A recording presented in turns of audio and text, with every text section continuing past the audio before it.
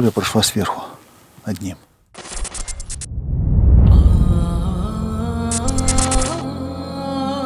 Карачаево-Черкесия, Кавказ. Большую часть территории здесь занимают горы. Камень! На границе с Кабардино-Балкарией над хребтами возвышается Эльбрус. Карачаевцы называют его Мингитау, что означает «вечная гора». Кабардинцы зовут его Ошхамахо, в переводе «гора счастья».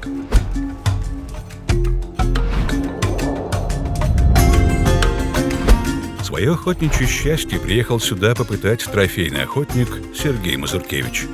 В этом и заключается горная охота. Пойдем, спуск, всплеск эмоций. Его трофеями должны стать среднекавказский тур и дикий як.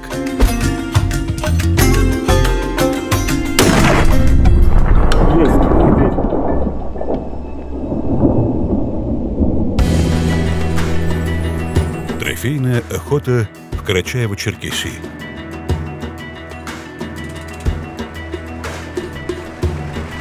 «17 километрами западнее Эльбруса, в долине реки Уллукам, расположился охотничий приют. Здесь новоприбывших встречает известный охотник Сергей Успенский. Его экспедиция завершилась удачно. Эльбрус не подвел. А задача была понаблюдать и добыть тура. 2 дня мы наблюдали за животными, их здесь достаточно много. И в последний день вечером мы добыли хороший экземпляр тура.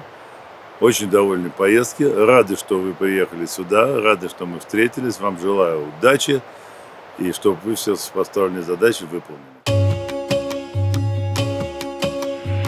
Тур центрально-кавказский. Его также называют туром Северцева. Это переходный вид от западно-кавказского к восточно-кавказскому туру.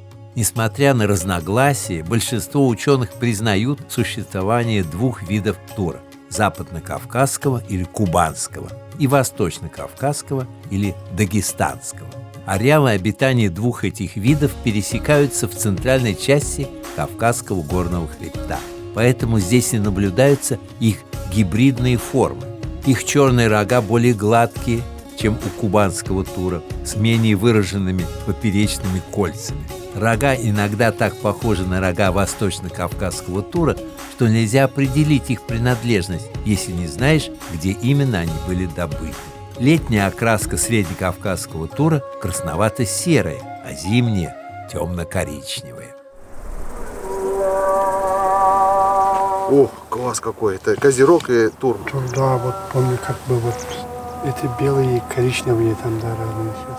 В этой экспедиции проводником Сергея будет местный охотник Эдикбей Кульчаев. Здесь его родовые земли, свое охотхозяйство и каждая складка этих гор известна ему с детства. Сюда я машину подгоню, сюда. На добычу 2 трофеев отведено 4 дня. Учитывая сложность рельефа, это совсем немного.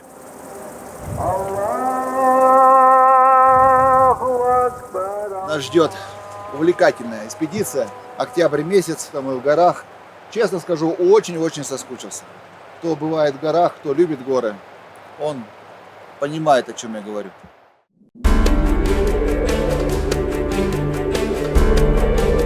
Общий перепад высот на территории Карачаево-Черкесии более 5000 метров. Характер рельефа ярусный. Горы местами труднопроходимы и требуют от охотника серьезной физической подготовки. Северные склоны хребтов прорезаны каньонообразными долинами.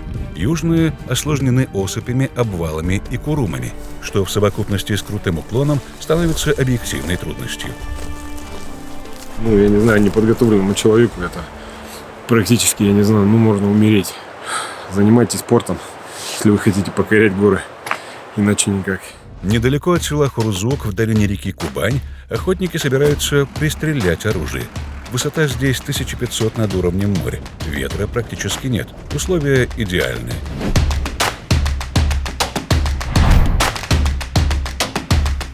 Ну все, готов.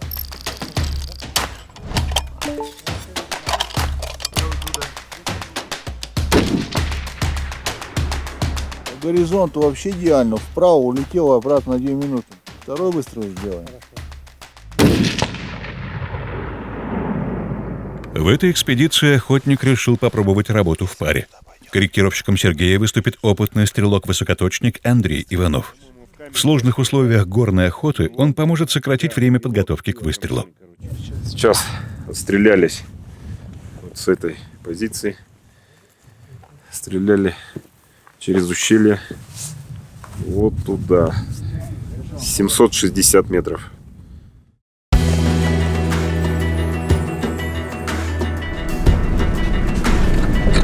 В первый же день гора Счастья преподносит охотнику сюрприз. На окраине села проводник замечает одичавшего козлатура. Животное регулярно спускается с гор в долину, где расположено село, и буквально терроризирует местных жителей. Нападает на людей и пугает домашних овец. Охотники принимают решение избавить село от напасти и пополнить коллекцию необычным трофеем. Гибрид тур с козерогом, скрещенный. И вот получился такой черный, уникальный экземпляр. Выращивали на ферме, и они сбежали. Думаю, что мы его сможем выследить и изъять. Собственник дал добро на это. Козлатуры, как понятно из названия, помесь двух животных – обычных домашних коз и кавказских туров. В горах подбирают осиротевших турят, которые в дальнейшем хорошо приручаются. Они дают с козами карачаевской породы плодовитое потомство. Гибридные животные сочетают в себе признаки обоих родительских видов и нередко отличаются крупными размерами и повышенной выживаемостью. Самцов козлатура обычно держат на привязи или под присмотром пастухов, так как через некоторое время вольной жизни они легко дичают, а поймать сбежавшего в горы полудикого козла уже не представляется возможным. Все, уходит, пошли.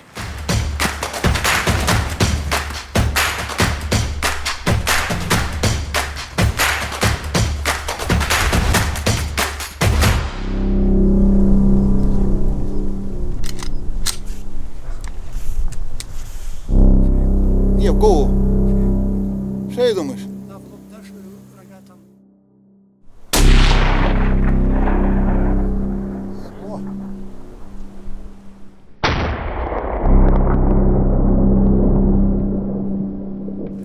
Молодец, хороший выстрел, попал. Давай. Поздравляю, молодец. Все, пошли забирай. Сюда, я машину подгоню сюда. Пуля легла точно в цель. Однако все не так просто. Охотник не успевает выстрелить второй раз. Козлатур уходит по склону.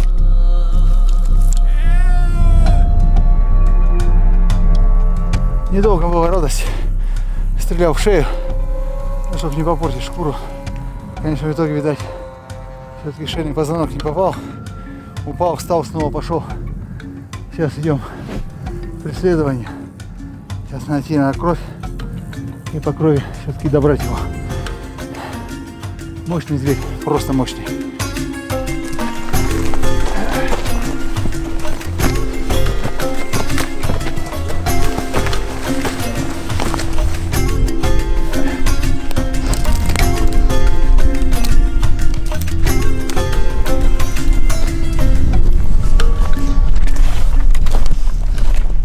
Нашел? Лежит? Готов? Он где-то там. Только что зашел. Сейчас. Не, зашел и не вышел. Пошел? Пошел?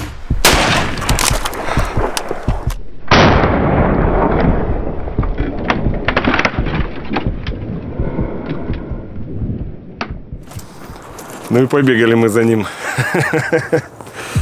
Ну, машина. Погонял. Погонял серьезно. Слушай, ну хорошо так поохотились. Вот тебе и просто, да?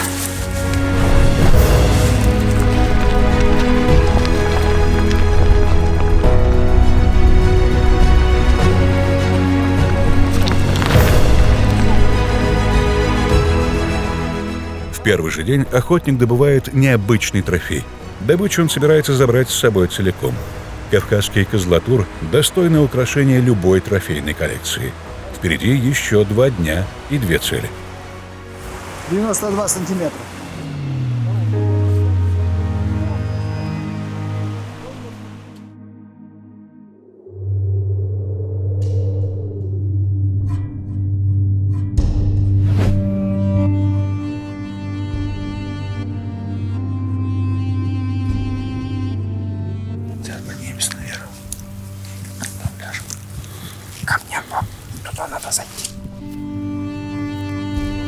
В 2 часа ночи охотники покидают базовый лагерь. Предстоит сложнейший подъем на 700 метров.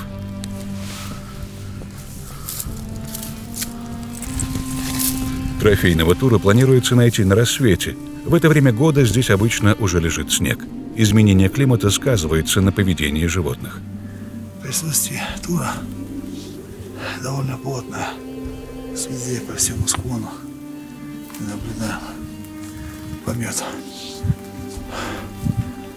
То есть они ночью сюда все-таки приходят.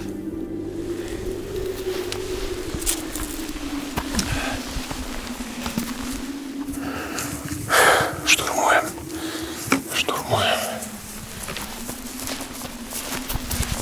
Время 7 часов. Мы в 3 часа начали подъем. Где-то в 4 часа мы поднимаемся. Поднялись 850 метров. Подъем довольно характерно крутой. Но несложный, я бы сказал бы. Очень тяжело. Первый раз. Это мой первый выход. Первый подъем. Нереально. Идешь на морально-волевых. Неподготовленному человеку здесь очень тяжело. Сейчас еще где-то метров 300 поднимемся. Высоту наберем. И будем наблюдать. Маленький, говорит, вижу, а так больше нет. Всегда в этом распадке ожидали, что будет тур. Но нет. Тепло. Не характерно для этого периода. Уже сегодня 17 октября. По природе, что он шубку зимнюю уже одел. Видно по нему. Ему жарко, и он поднимается выше на ледник. Там отсиживается. Туры обитают на открытых пустынных пространствах, обычно выше верхней границы леса. Их излюбленные места – это горные склоны на высоте от 800 до 4200 метров над уровнем моря. Эти животные объединяются в стада до 100 и более голов. Гон у туров начинается во второй половине ноября и продолжается до начала января. Проходит он спокойно, и никаких особо ожесточенных драк между самцами не происходит. Малыши появляются спустя 150 дней. Как правило, самка приносит одного козленка, очень редко двух. Продолжительность жизни центрального кавказского тура 15-20 лет. Давайте одеваемся. 4 баржи ходят. Ровно километр. Но там можно еще ближе подойти.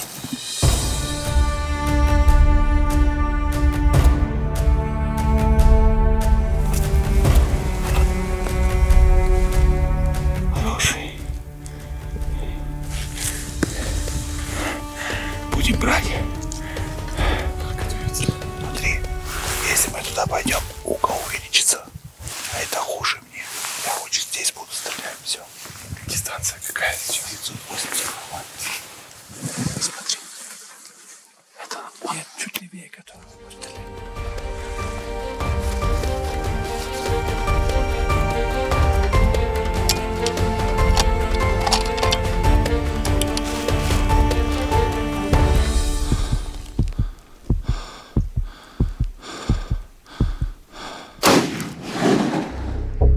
Выше прошла, вправо уходит. Можно работать. Дистанция примерно та же, по которому стреляли, задний идет. Еще выносом безо всякого 1,5 метра выше было. Все. Ушли? Ага, ушли, ага. Выше, да? Угу.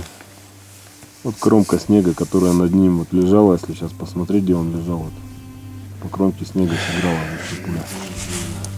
Это горы, разряженность. Полминуты где-то. Прям над ним пролетело.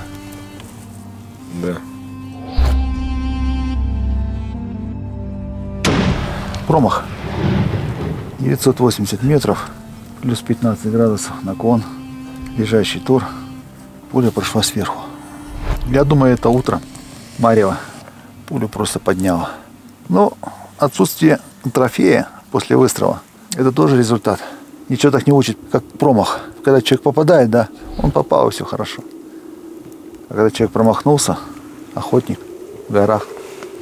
Здесь есть о чем подумать и сделать достаточно много выводов. Подойти к турам очень трудно, особенно к большому стаду. При появлении малейшей опасности животные издают резкий свист, который служит сигналом тревоги.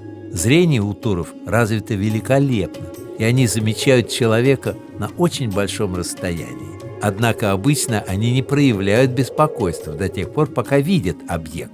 Но стоит только человеку скрыться в ущелье или за хребтом, как туры быстро уходят. Очень хорошо у них развито и обоняние. Запах человека они чувствуют на несколько сотен метров.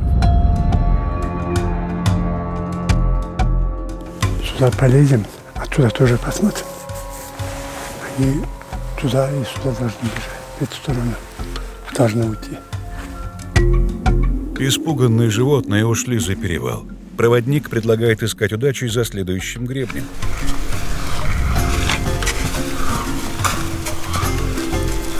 Группе предстоит подняться на высоту 3200 метров. До вершины Эльбруса отсюда всего 18 километров по прямой. Охотники продолжают изнурительное восхождение. 6. 1700 уже поднялись сегодня с утра. В этом и заключается горная охота. Пойдем, спуск. Спрятать эмоции. Зачем-то ведь нам надо это нам. Зачем-то мы едем и на горы. Скучаем.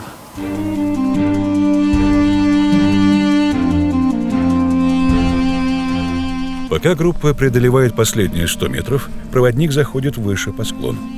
Эдикби умудряется высмотреть неподвижных туров в нагромождении скал на расстоянии более полукилометра. И там вот они. Прямо здесь. Где-то 500 метров. Смотрю. Ни в какую, оказывается. Вот этот треугольный снег, да? Да. Вот где треугольник. Чуть выше посмотри. И вот там они. Треугольник там. Чуть.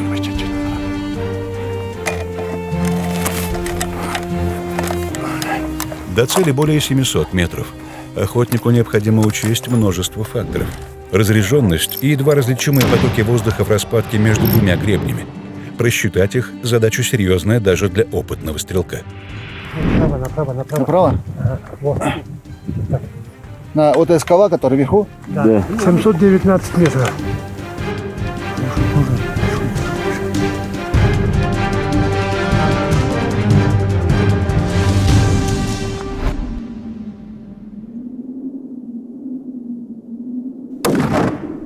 Выше реально было 10 сантиметров над ним.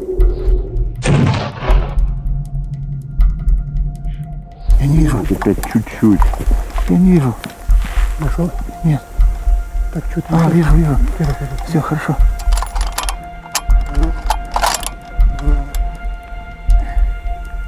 Алло, стоят.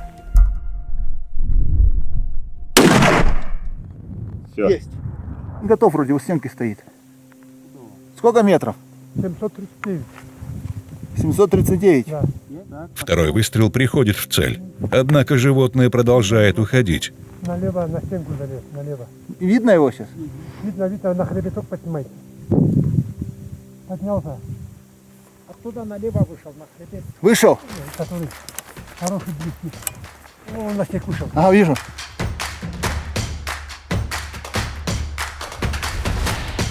Так, дистанцию уменьшил. Сделай 3 минуты. 3 минуты вниз. Да. Видно его? Стоит мордой к нам. Может, ради нет? Есть. И снова побежал. Он упадет вниз, если попаду сейчас. Туда не залезьте уже, да? Да, он И там его не достать. А если левее вниз спустится еще, тогда... Все, стреляем, нет? Может, радио нет? Есть. Смотришь его, лежит. Четвертым выстрелом охотнику удается сразить тура. В голову попал. Да, прямо четко. Хорошо попал. Наповал. Все, поехали домой. Сейчас отстрелялись вот с этой позиции. Стреляли через ущелье вот туда. Вот он где-то здесь лежит. Но, к сожалению, похоже, взять нам его не получится. 760 метров. Надо вон там по речке спускаться. Вот сюда сейчас. Здесь лучше, думаешь? Да, здесь нормально будет. К сожалению, тура мы взять не смогли, потому что он сумел все-таки раненый перейти на другую территорию, откуда падение невозможно. Он застрял в снегу. Человек туда дойти никак не сможет, тем более довольно серьезный наклон, и это физически невозможно. И мы так понимаем, что буквально мы не отойдя от этого места, там уже орлы начали летать и обследовать свою добычу. Ну, животное зря не пропадет, все равно это кормовая база, но если мы даже не взяли тура и не взяли, значит, этот трофей, то это будет хорошим кормом для птиц, который тоже очень важен. Птицы-падальщики занимают важное место в любой экосистеме. Добивая больных и поедая останки животных, они препятствуют распространению болезней.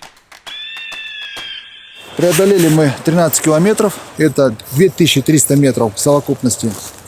Произошел у нас подъем и аналогичный спуск. Слов нет. Одни эмоции. Ну, я не знаю, неподготовленному человеку это практически, я не знаю, ну, можно умереть. Занимайтесь спортом, если вы хотите покорять горы. Иначе никак. Сходил в горы, погулял. Маршрут пройден. Что-то с чем-то.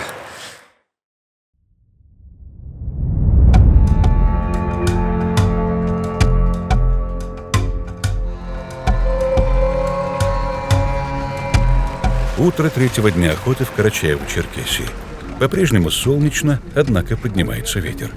Зима еще где-то за хребтами Кавказа, но охотники знают, завтра погода резко изменится. Сегодня Сергей собирается добыть свой главный трофей в этой экспедиции – дикого яка. Вот они там находились, на том хребте были яки. Хорошо. И ветер сюда дует на нас. Вот как раз отлично. Вот два справа хорошие, откололись они, два больших. От основного стада. Яки дикие.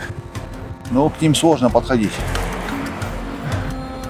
До стада 1400. Прямо на лошадях можно туда. Подъем 800 метров. Черные, да? Вот? Да, вот если зайдем к этой горке, до этой горки, то нормально там. Хорошо, попробуем. 700 будет. На деревья посмотрю, ветер куда дует. Хоть. Як – вид из рода настоящих быков семейства полорогих. Их еще называют хрюкающими быками из-за того, что при первых признаках угрозы эти животные издают звуки, напоминающие хрюканье.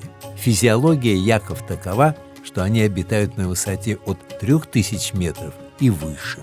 Эти высокогорные животные с увеличенным подшерстком, а также большими размерами легких и сердца по сравнению с быками низменных районов. Высота яка в холке может достигать 2 метров, а масса до 1000 килограммов. На холке у яка небольшой горб, отчего спина кажется покатой. Рога у обоих полов длинные, но не толстые. Длина рогов может составлять 95 сантиметров, а расстояние между их концами до 90 сантиметров.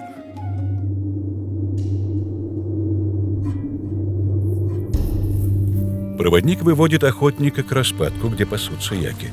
Подъем здесь достаточно пологий, и часть пути группа преодолеет на лошадях. Лошади приучены ходить по горам, и это существенно облегчит людям поход к цели.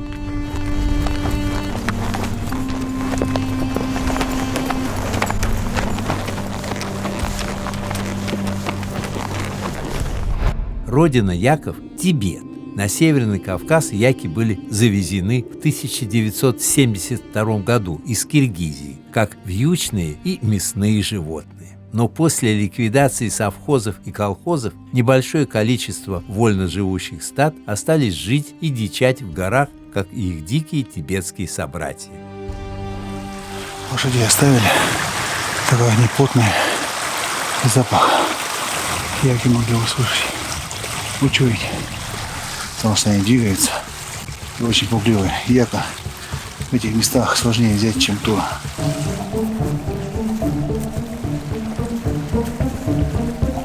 Охотники сокращают дистанцию еще на несколько сотен метров. Пасущиеся яки пока не чуют людей. Зато их передвижение прекрасно видно турам, залегшим на скальном гребне. Впрочем, сегодня туры в зрительном зале. До цели чуть больше 600 метров. Подходить ближе опасно, можно спугнуть осторожных животных. Охотник будет стрелять с этой дистанции.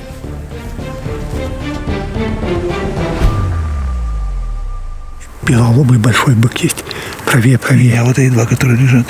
Эти еще правее, смотри сюда. В мою сторону на траве лежат. Оба. Их стрелять надо. Вот белым лбом большие рога. И там тоже большой. Вот он, вот. Ветер куда идет? Право.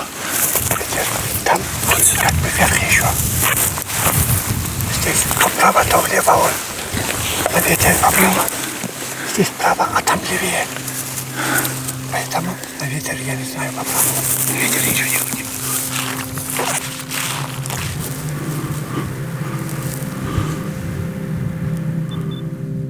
Ты, может, встанешь, они у тебя увидят, да встанут.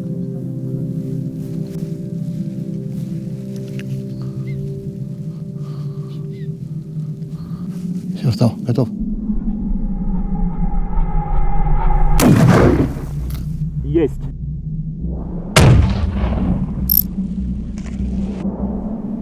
Попал?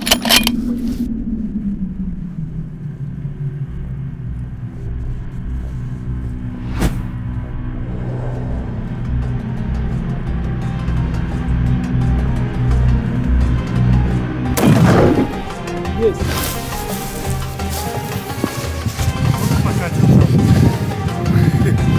Молодец.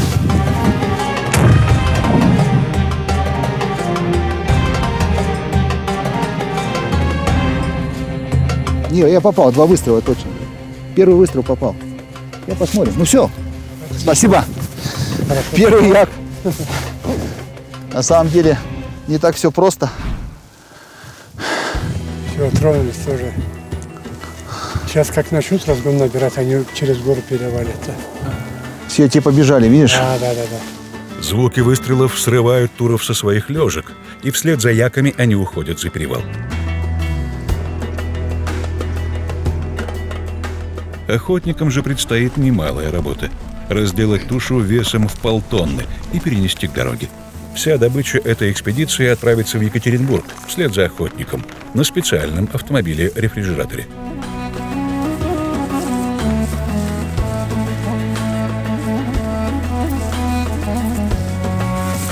Первый як. Здоровая машина. Сложно дается.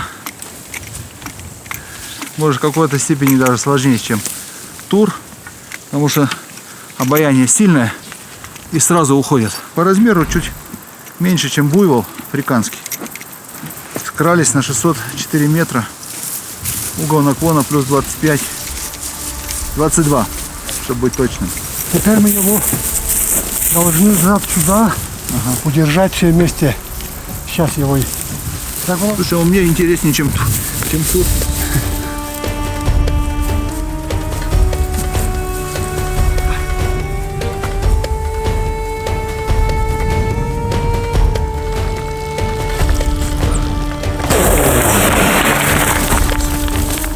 Успел.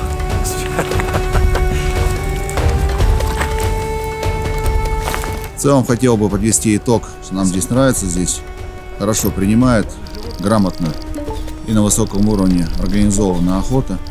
Популяция зверя достаточно большая. Видели достаточно много экземпляров трофейных. Взяли мы гибридного тура, козерог, домашняя овца и тур. Попадание было в шею, дистанция была близкая. Он упал, потом убежал, ходил, мы за ним 2 часа гонялись по кустам. Не хотелось стрелять в лопатку, чтобы не портить мясо. Мясо диетическое, которое мы заберем в Екатеринбург. Вчера взяли мы все-таки тура, стреляли с расчетом, что он упадет. Ну, в конечном итоге добили его, чтобы животное не мучилось. Сегодня мы вышли с утра, приняли решение, что возьмем приоритетно яка. Як тоже довольно сложный, это дикий як, который не подпускает ни домашнюю скотину, ну и тем более не охотников. Дистанция 605 метров, як был взят 2 пулями, так чтобы наверняка уж не бегать за ним, как говорится. Выше было. Еще. Мы все те ошибки, которые получили в эту поездку, учтем. Соответственно, думаю, что будем ставить перед собой цель взять дальнюю дистанцию крупного трофея. Это будет другая уже охота, другая история.